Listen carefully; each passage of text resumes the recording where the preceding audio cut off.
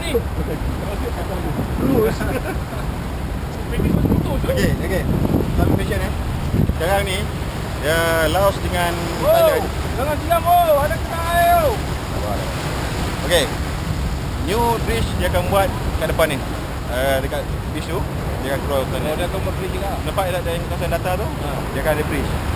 I think this one will be somewhere dalam 2005 dia akan 2006 baru dia ramai So cara bila dia kata kalau dah ada bridge ni motor agak susah sikit nak masuk lah. Dia terbalik dia sikit. Kat sini dia kalau ada bridge motor susah sikit nak masuk.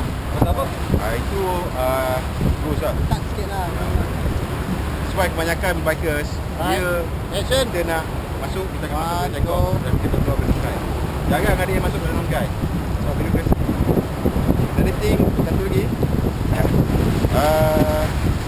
Bila motor ni boleh dia sekarang ni dekat bridge antara Laos dengan Thailand ada 4 dia ada.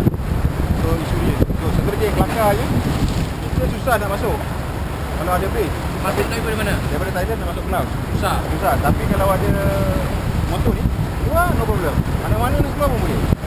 So kita faham dia punya solution. So lagi tu saya juga kita mesti dulu sebab kita nak bagi nanti kat sini kan. Pasal memang tak boleh lah. Dia tak boleh. Dia kalau Thailand punya motor banyak masuk. Tapi kalau Malaysia punya so far ni alhamdulillah lah. Walaupun ada dulu alhamdulillah. Mana sekarang ni kita berasa beruntung lah. Dapat naik bas ni. Orang akan datang Dalam pagi lah kan. 2015 akan naik jambatan. Ya. Jadi Ada rasa naik ada banyak. thrill lah macam ni. Okey, satu ni saya pakai apa? Saya satu sampai ni. Okey. Lepas ni kita akan naik keluar dari sini, bas ni. Awak nampak tak yang lori tu? Alright. Kita naik. Belah tepi tu nampak ada macam pondok kan? Okey, yang macam pondok tu itu ada restoran. So, apa yang kita buat? Naik kan, parking motor kat situ. Sebab situ je kawasan yang flat. Restoran Kiri, belah kiri. Belah kiri. Okey. Ada thing nak perlu ingat Laos kita akan ride sebelah kanan. Bukan sebelah kiri. Kita balik Baik. Lawan arus. So, bila sampai parking motor yang elok, keluarkan pasport, keluarkan geran, kopi tu. Tadi tu yang saya bagi. Ini tak use dengan siapa jangan motor lain kena dengan terus ni lah. Okey, lepas tu ikut saya. Alright. Hati minta tolong jaga motor. Naik juga. Lepas tu habis lah. Kalau nak bawa helmet dengan jaket je. Dan lain tidak. Yang lain semua dalam senang pakai je. Senang bawa pakai je. Senang. Okey, satu lagi kita ni sekarang ni mesti kita dah lewat. Okey.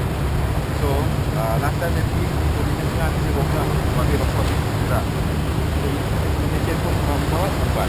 Perjalanan kita sejauh 175 km. Tapi tak ada masalah. Kita kurangkan berhenti, kita banyakkan bergerak. Okey.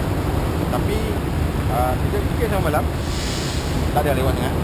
Sebab the last 60 km sebelum Namta jalan memang cantik. Tak boleh takut diubah. InsyaAllah lah. Last year safety memang jalan tu bagus. Tapi yang paling cautious sebenarnya 30 km 50 km pun datang jalan dia on and off, kadang-kadang tak ada terus. So kalau that area kita nak clearkan waktu terang. So kita ada sekarang ni lebih kita rasa dia semua dalam kompas ni dia terus gerak kanan emak terus siap komplit sini tak ada komplit sini dan kita pergi buat pasport kita buat kalau nak cari makanan cari dah sekejap sebab malam ni kita makan nasi insyaAllah nasi memang ada kita makan berani kami Berani kambing kan? Berani kambing.